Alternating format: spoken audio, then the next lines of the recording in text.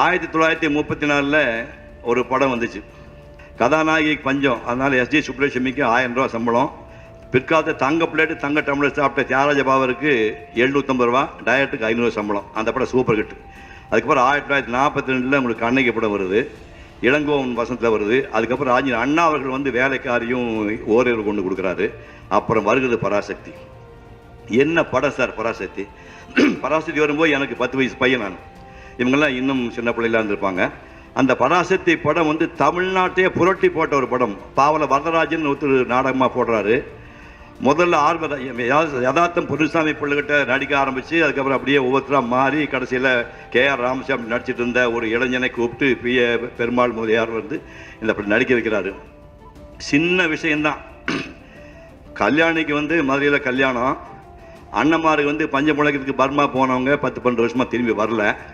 கல்யாணத்துக்கு போகிறான்னு புறப்பட்டா மெட்ராஸில் கொண்டு போடுவான்னு தெரியுது. 3 பேர் போக முடியாது, ஒரு ஆள் தான் போக முடியுங்கிறாங்க. சீட்டு குலுக்கி போட்டு பார்த்தா சின்ன பையனுக்கு வாய்ப்பு கிடைக்குது. குணசேகரன் கிளம்பி விடுறான். இங்கே வந்தால் வந்து மெட்ராஸை சேர்ந்த உடனே ஒரு ஹோட்டலில் தங்குறான். ஹோட்டலில் தங்கினா சாமர்த்தியமாக ஒரு மது கொடுத்து போதையில் வந்து மயங்க வச்சு பெட்டி மனத்தில் எடுத்து சர்வசாதாரண விஷயம். அந்த ஒரு சாதாரண விஷயத்துக்கு நம்ம கலைஞர் அவர்கள் என்ன மனுஷன் சார், என்ன வசனம் எழுதியிருக்கார் சார்.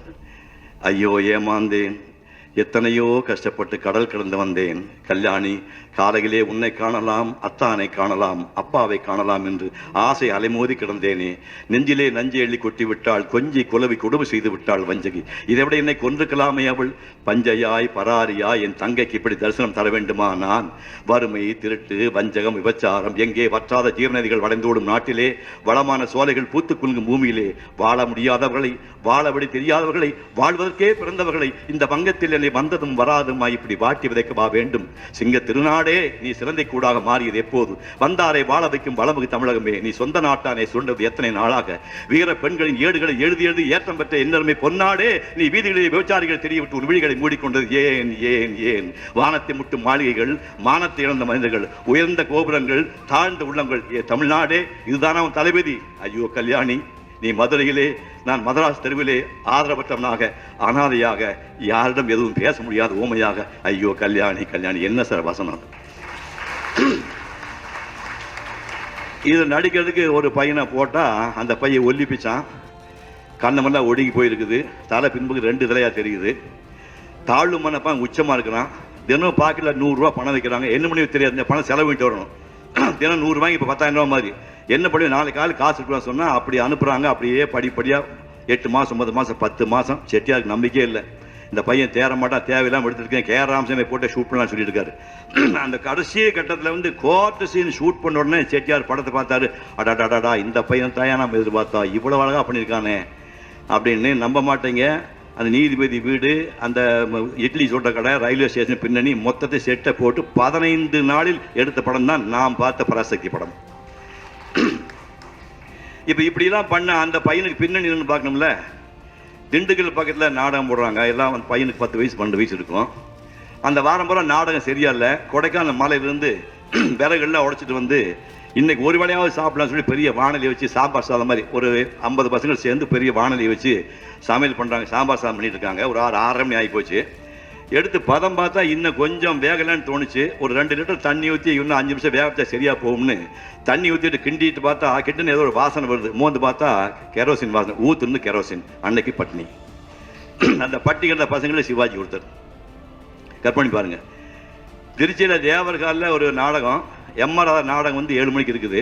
அதுக்கு முன்னாடி 5லிருந்து 6 வரைக்கும் ஒரு நாட்டிய திருவாங்கூர் சகோதரிகள் நாட்டியம் போடுறாங்க. லலிதா பத்மினி டான்ஸ் நடக்குது. இந்த டான்ஸ் நடந்து முடிஞ்சோடனே டான்ஸ் முடிஞ்சு இன்னொரு 1 மணி நேரம் சீன் செட்டில் மாற்ற கேப் இருக்குது. அந்த கேப்பில் இந்த பொண்ணு வந்து மேக்கப்பில் எடுத்துகிட்டு வடையெல்லாம் கட்டி ட்ரெஸ் எல்லாம் மாற்றிட்டு காருக்கு போகுது.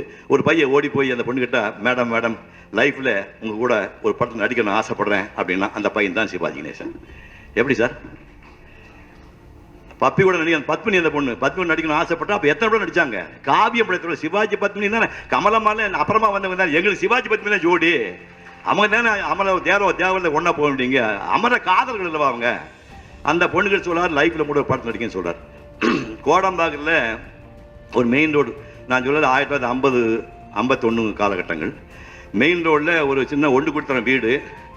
வாசல்ல தெரு வீட்டில் ஒரு 10 அடி 10 அடி சின்ன ஒன்று கொடுத்தோம் வீடு. முன்னாடி வந்து ஒரு கைத்து கட்டில் வந்து அந்த நாரெலாம் தொங்கி போச்சு, அப்படி தொட்டலமாக இருக்குது கட்டில். கையில் வந்து டைட்டாக இருந்து போய் தொட்டலமாக இருக்குது.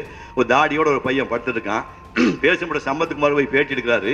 பேட்டி எடுத்துட்டு புறப்படும் போது, ஐயா 4 வரி நல்லா எழுதுங்க, கஷ்டப்பட குடும்பம், உங்கள் எழுத்து மூலமாகவே எங்கள் பையன் தேர்த்து நல்லா எழுதுன்னு சொன்னாங்க. அப்படி எழுத சொன்னது ராஜாமணி அம்மையார், படுத்து பையன் சிவாஜி கணேசன். கற்பனை பண்ணி பாருங்க.